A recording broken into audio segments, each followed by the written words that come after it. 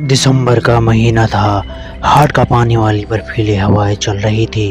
रात्रि के लगभग 11 बजे थे। मैं अपनी पत्नी के साथ रेलवे स्टेशन के प्लेटफॉर्म पर बैठा था। यात्रियों की भीड़ भाड़ भी बर्फीली हवाओं के प्रकोप को नहीं रोक पा रही थी।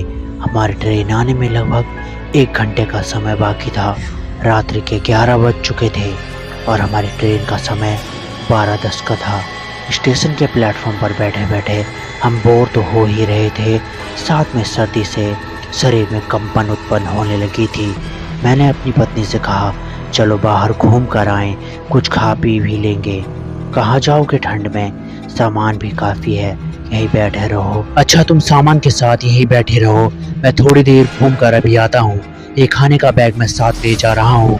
बाहर चाय मिल गई तो कुछ नाश्ता कर लूँगा और तुम्हारे लिए यही चाय ले आऊँगा। इतना कहकर मैंने खाने के सामान वाला बैग कंधे पर लटकाया और प्लेटफॉर्म से बाहर पार्क से मेन रोड की तरफ बढ़ने लगा। पार्क में अंधेरा था, बर्फीली हवाएं सीना चीरती हुई साई के साथ आगे बढ़ रही थी। सर्दी से मेरा पूरा शरीर कांप रहा था और मैं तेजी से चलता हुआ चाय की तलाश में पार्क को पार करके रोड पर पहुंचना चाह रहा था। तभी मेरे कानों पर किसी के कराने की आवाज़ आई। अंधेरे में ध्यान से देखने पर पार्क के चबूतरे के पास हाथ में कटोरा लिए एक औरत पड़ी थी। मैंने सोचा कोई गरीब औरत है, शायद भूखी हो, तो मैंने अपने बैग से कुछ खाने का सामान उसे देने के लिए चबूतरे की तरफ घूमा। चबूतरे के पास पहुंचकर मुझे कुछ भी दिखाई नहीं दिया। वो औरत कहाँ गायब हो गई? अभी तो यहीं पड़ी कर आ रही थी, कहाँ गई? शायद मेरे कानों का भ्रम हो, मगर मैंने तो उसे अपनी आंखों से देखा था। इधर उधर निगाह घुमा कर भी कुछ नहीं दिखाई दिया तो एक अजीब से भय के साथ मैं बहुत तेजी से चलता हुआ प्लेटफॉर्म पर वापस अपनी पत्नी के पास आ गया। बहुत जल्दी चाय भी आए, मेरे लिए लाए हो क्या? मैंने अपने सांसों पर काबू पाते हुए कहा। नहीं। क्यों? अंधेरे में पार्क से गुजरते समय मुझे कुछ महसूस हुआ, इसलिए वापस आ गया। क्या महसूस हुआ? पार्क में चबूतरे के पास कोई औरत हाथ में कटोरा लिए कर आ रही थी। मैं चबूतरे के पास गया तो वहाँ कुछ भी नहीं था, वो गायब हो गई थी। शायद तुम्हारा भ्रम हो। प्रेतों को तो मैं भी नहीं मानता, मगर अपने कानों से सुनी कराहट और आंखों से देखी उस औरत को कैसे भूल जाऊं? चुड़ैल अंधेरे में ही तो रहती है, कोई होगी तुम्हें देखकर भाग गई होगी।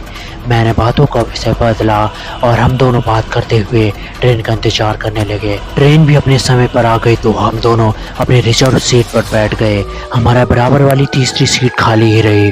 ट्रेन अपने समय से ही चल दी। लगभग 10 मिनट बाद हमारे बराबर वाली खाली सीट पर टिकटी एक महिला को बैठा गया। कुछ समय बाद हम दोनों अपनी अपनी सीट पर सो गए। अभी ठीक से मेरी आंखें लगी भी नहीं थी कि मेरी पत्नी ने मुझे झंझोड़ते हुए मुझे जगाया। क्या बात है? उसके चेहरे का भय अंधेरे में मुझे दिखाई नहीं दिया। बात तो कुछ नहीं है, पर कुछ घुंघरू बजने जैसी आवाज़ मुझे सुनाई दी। मैं आलस छोड़कर अपना जाग गया और उसके पास ही सीट पर बैठ गया। हमारे बराबर में बैठी महिला किसी मूर्ति की भांति बैठी रही। उसके शरीर पर इतने ठंड में भी गर्म कपड़े नहीं थे और ना ही वो ठंड का एहसास कर रही थी। वो बिना हिले डुले स्थिर बैठी रही। रात्रि के लगभग 1 बजे का समय होगा। ट्रेन अपनी तीव्र गति से पटरियों पर दौड़ रही थी। सभी यात्री अपनी अपनी सीट पर लाइट बुझाकर नींद में मग्न थे। पूरी बोगी में अंधेरा था, सिर्फ टॉयलेट के बाहर की लाइट बोगी के गेट पर जल रही थी। हम दोनों भैंसे गर्जित लोई लपेट कर बैठे थे। तभी सीट के नीचे से कुछ घुंघरू खनक की आवाज आई तो मेरे भी कान खड़े हो गए और मेरी पत्नी तुरंत घबरा कर बोली, आवाज सुनी तुमने? हाँ सुनी, कहते हुए मैंने मोबाइल का टॉर्च जलाकर सीट के नीचे देखा, मगर वहाँ कुछ भी नहीं था। सिर्फ एक खाने का खाली पैकेट पड़ा था और उसमें से एक चूहा निकल कर भागा। पूरी तरह संतुष्ट होकर हम पुनः सीट पर बैठ गए, मगर भय का बीज हृदय में अंकुरित हो गया। एक अनजान भय को हृदय में समेटे हुए हम डर डर कर किसी तरह रात काटने की कोशिश कर ही रहे थे। तभी हमारे बराबर में बैठी महिला अचानक एक झटके के साथ खड़ी हुई और कुछ अजीब अंदाज से चलती हुई बोगी के गेट पर पहुंच गई। मेरी निगाहें बराबर उसका पीछा कर रही थी। गेट पर जल रहे बल्ब में उसका भयावह चेहरा साफ दिखाई देने लगा। बिखरे हुए बाल, बाहर निकले हुए दांत और उसकी लाल लाल आंखें डरावनी लग रही थी। मेरी पत्नी ने घबरा कर मुझे अपनी बाहों में भर लिया। वो भय से थर थर कांप रही थी। मैं भी भयभीत था, मगर बेबस था। गेट पर पहुंचते ही उस महिला ने एक अजीब आवाज के साथ अपने चेहरे को गेट से रगड़ डाला।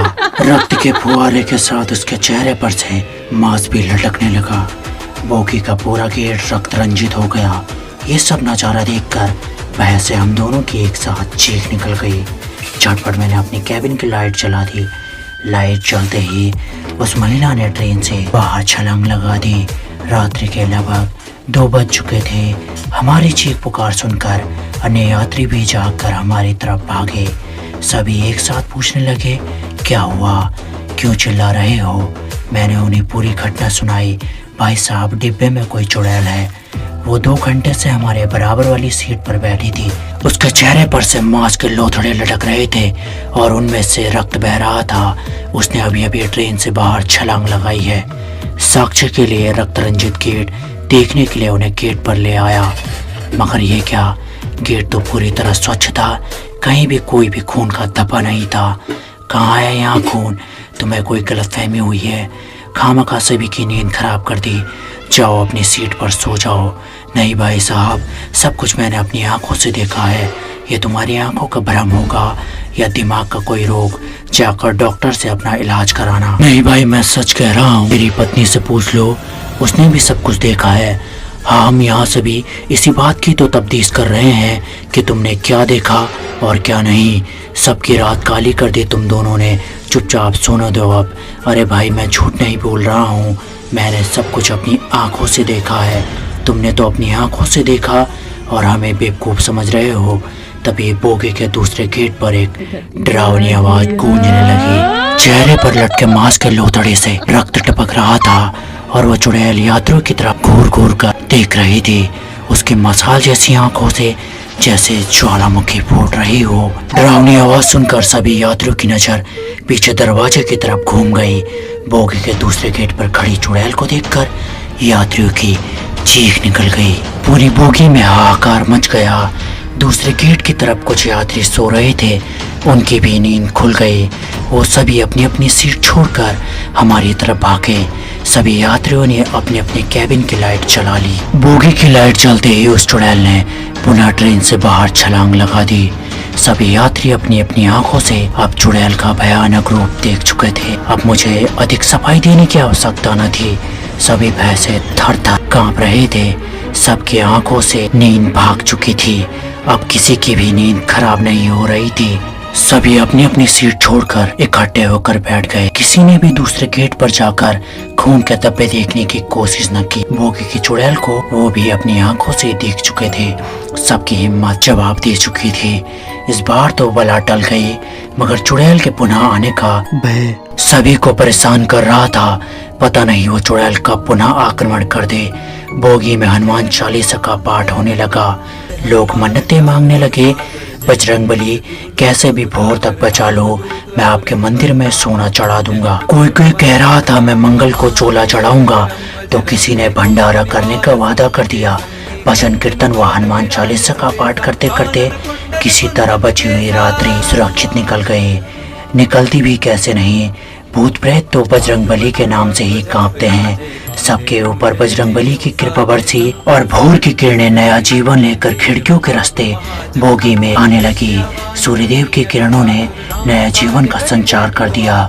तो मैंने अपनी सीट के नीचे पड़ा खाने का खाली पैकेट बाहर खींच कर देखा तो मुझे बड़ा आश्चर्य हुआ। उस पैकेट में घुंघरू लगे हुए थे। शायद चूहे की उछल कूद से खनक गए होंगे, मगर वो चुड़ैल तो सभी ने अपनी आंखों से देखी थी। उस घटना को कैसे झुठलाया जा सकता था। सनवी एक फोटोग्राफर थी। वो एक बिल्कुल भी फिक्र लड़की थी। उसको किसी की बात से कोई फर्क नहीं पड़ता था और वो अपनी लाइफ को अपने नियमों से जीती थी।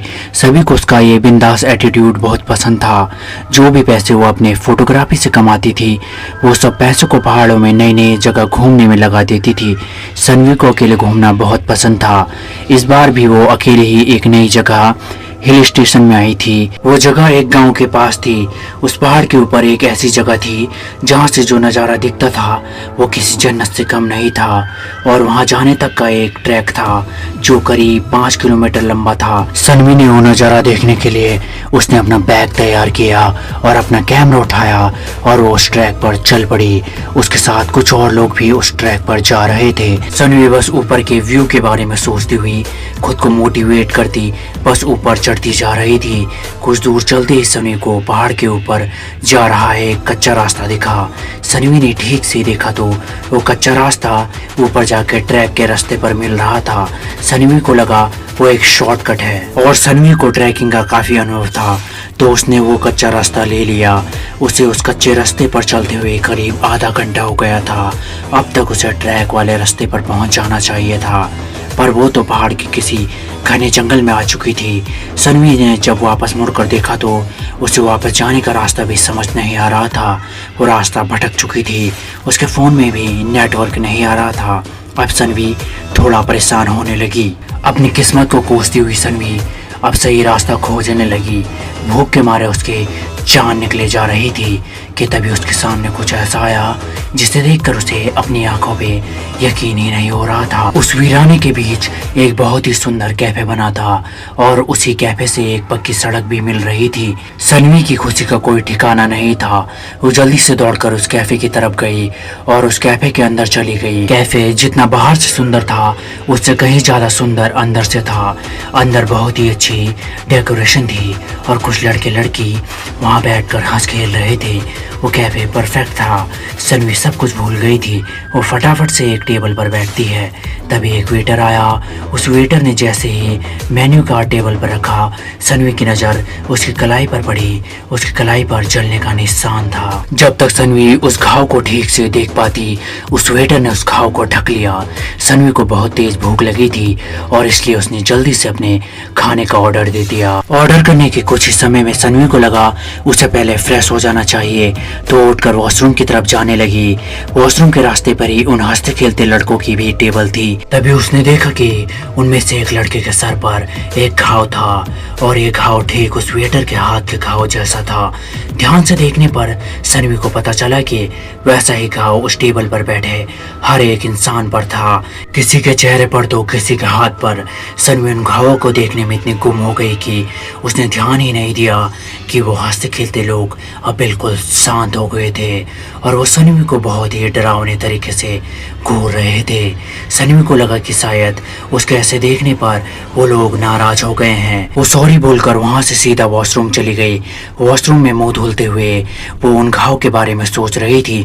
मुंह धुलने के बाद जब उसने सर उठाकर शीशे में देखा तो उसकी रूह कांप उठी। सनवी के साथ आगे क्या हुआ जानने के लिए भूतिया कैफे भाग दो, सुनना ना भूलें। उस वॉशरूम के शीशे में वो वॉशरूम पूरा जला हुआ दिख रहा था। अचानक उसे बहुत जोर जोर से लोगों के चीखने की आवाज़ आने लगी लेकिन ये सब कुछ थोड़ी ही देर में बंद हो गया और जब तक सनवी को समझ पाती सब कुछ पहले जैसा हो चुका था। सनवी को लगने लगा कि इस जगह में कुछ तो गड़बड़ है पर उसे इतनी तेज भूख लगी थी कि उसने सोचा जल्दी से जल्दी अपना पेट भर के वहां से निकल जाएगी। सनवी सर झुकाकर अपने टेबल पर पहुंची और अपने खाने का इंतजार करने लगी। उसने एक सिगरेट जलाई और उसे पीने लगी। सनवी ने सिगरेट का धुआं छोड़ते हुए देखा कि पूरे कैफे में बिल्कुल सन्नाटा था और कैफे में मौजूद हर एक इंसान उसे घूर कर देख रहा था। उनकी आंखों में इतना गुस्सा था कि सनवी घबरा गई। देखते ही देखते उन सब के चेहरे बदलने लगे और उनके शरीर बिल्कुल काले पड़ गए।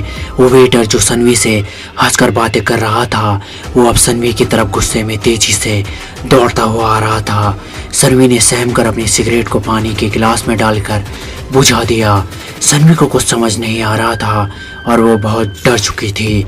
इससे पहले वो कुछ कर पाती उसने देखा कि वहाँ बैठे लोग उनके शरीर काले पड़ गए थे, अब राख की तरह टूट रहे थे।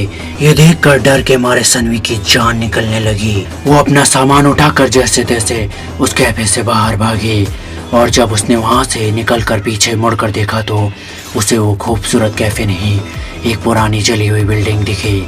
सनवी बिना कुछ सोचे बस रोड पर भागती रही। रोड पर भागते हुए उसे एक गाड़ी दिखी और उस गाड़ी में उस एरिया में रहने वाला एक आदमी था। सनवी की ऐसी हालत देखकर उस आदमी ने उसे अपनी गाड़ी में बैठा लिया। सनवी ने उसके साथ हुआ हादसा जैसे तैसे उस आदमी को बताने की कोशिश की। सनवी को लगा था कि वो आदमी उसे पागल समझेगा, पर उस आदमी ने कुछ ऐसा कहा जो सनवी ने कभी सोचा भी नहीं था।